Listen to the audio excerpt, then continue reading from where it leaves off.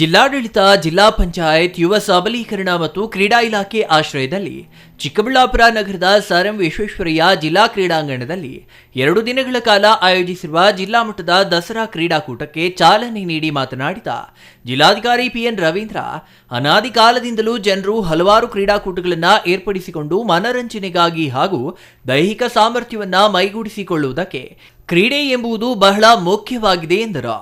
ಈ ಕ್ರೀಡಾಕೂಟಗಳಲ್ಲಿ ಭಾಗವಹಿಸಿ ವಿಜೇತರಾಗಿ ರಾಜ್ಯ, ರಾಷ್ಟ್ರ ಮಟ್ಟದಲ್ಲಿ ಮತ್ತು ಅಂತಾರಾಷ್ಟ್ರೀಯ ಮಟ್ಟದಲ್ಲಿ ಕ್ರೀಡಾ ಸ್ಪರ್ಧೆಗಳಲ್ಲಿ ಭಾಗವಹಿಸುವ ಮೂಲಕ ದೇಶದ ಘನತೆ, ಗೌರವ ಕ್ರೀಡಾಪಟುಗಳಿಂದ ಸಲ್ಲುತ್ತವೆ. ಭಾರತದ ಜನಸಂಖ್ಯೆ 2ನೇ ಸ್ಥಾನದಲ್ಲಿ ಇದ್ದರೂ ಒಲಿಂಪಿಕ್ಸ್ ಕ್ರೀಡಾಕೂಟಗಳಲ್ಲಿ ಗಣನೀಯ ಸಾಧನೆ ಮಾಡುವ ಉದ್ದೇಶದಿಂದ ಪ್ರತಿ ವರ್ಷ ಕ್ರೀಡಾಕೂಟಗಳನ್ನು ಆಯೋಜಿಸಲಾಗುತ್ತದೆ ಎಂದರು. ಮನುಷ್ಯ ದೈಹಿಕ ಸದೃಢವಾಗಿದ್ರೆ ಮಾನಸಿಕವಾಗಿ ಉತ್ತಮವಾಗಿರುತ್ತಾನೆ. ಆದುದರಿಂದ ಮಕ್ಕಳಲ್ಲಿ ದೈಹಿಕ ಸಾಮರ್ಥ್ಯದ ಪ್ರತಿಭೆ ಗುರುತಿಸಿ ಅದಕ್ಕೆ ಹೆಚ್ಚು ಒತ್ತನ್ನು ನೀಡಲು ಶಿಕ್ಷಕರು ಪ್ರೋತ್ಸಾಹಿಸುವ ಮೂಲಕ ಪ್ರತಿಭೆಯುಳ್ಳ ಮಕ್ಕಳು ಅಂತಾರಾಷ್ಟ್ರೀಯ ಮಟ್ಟದಲ್ಲಿಯೂ ಕ್ರೀಡಾ ಸ್ಪರ್ಧೆಯಲ್ಲಿ ಭಾಗವಹಿಸಿ ವಿಜೇತರಾಗುತ್ತಾರೆ. ಶಾಲೆಗಳಲ್ಲಿ ಇರುವ ಕ್ರೀಡಾ ಉಪಕರಣಗಳನ್ನು ಮಕ್ಕಳಿಗೆ ಒದಗಿಸಿ ಉತ್ತೇಜಿಸಬೇಕು. ಇನ್ನು ಈ ನಿಟ್ಟಿನಲ್ಲಿ ಸರ್ಕಾರ ಪ್ರತಿಭೆಗಳನ್ನು ಗುರುತಿಸಿ ಕ್ರೀಡಾಕೂಟಗಳಿಗೆ ಹೆಚ್ಚಿನ ಪ್ರೋತ್ಸಾಹ ಹಾಗೂ ಅನುದಾನವನ್ನು ನೀಡುತ್ತಿದೆ ಎಂದರು. ಸೋಲು ಮತ್ತು ಗೆಲುವು ಸಹಜ, ಅದನ್ನ ಕ್ರೀಡಾ ಸ್ಪರ್ಧಿಗಳು ಸಮಾನವಾಗಿ ಸ್ವೀಕರಿಸಬೇಕು. ಕ್ರೀಡೆಗಳಲ್ಲಿ ತೊಡಗಿಸಿಕೊಂಡವರಿಗೆ ದೈಹಿಕ ಸಾಮರ್ಥ್ಯ ವೃದ್ಧಿಯಾಗುತ್ತದೆ ಹಾಗೂ ಬುದ್ಧಿ ಚುರುಕುಗೊಳ್ಳುತ್ತದೆ.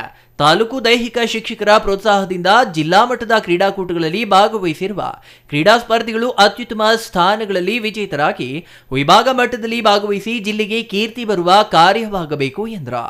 ಈ ವೇಳೆ ಜಿಲ್ಲಾ ಮಟ್ಟದ ದಸರಾ ಕ್ರೀಡೆಗಳಿಗೆ ಭಾಗವಹಿಸಲಿರುವ ವಿದ್ಯಾರ್ಥಿಗಳಿಗೆ athletics, volleyball, kho kho, kabaddi, football, basketball, hockey, table tennis, ಕುಸ್ತಿ, ಹ್ಯಾಂಡ್ಬಾಲ್, ಥ್ರೋಬಾಲ್, ಯೋಗ, ನೆಟ್ಬಾಲ್, ಈಜು ಮತ್ತು ಟೆನ್ನಿಸ್ ಕ್ರೀಡೆಗಳನ್ನು ಜಿಲ್ಲಾ ಮಟ್ಟದಲ್ಲಿ ಸೆಪ್ಟೆಂಬರ್ 24ರಿಂದ 25ರವರೆಗೆ ಆಯೋಜಿಸಲಾಗಿದೆ.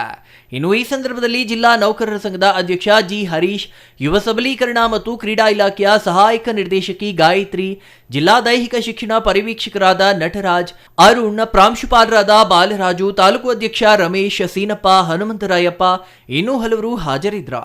Nandakumar, CTV news, Chikkaballapur.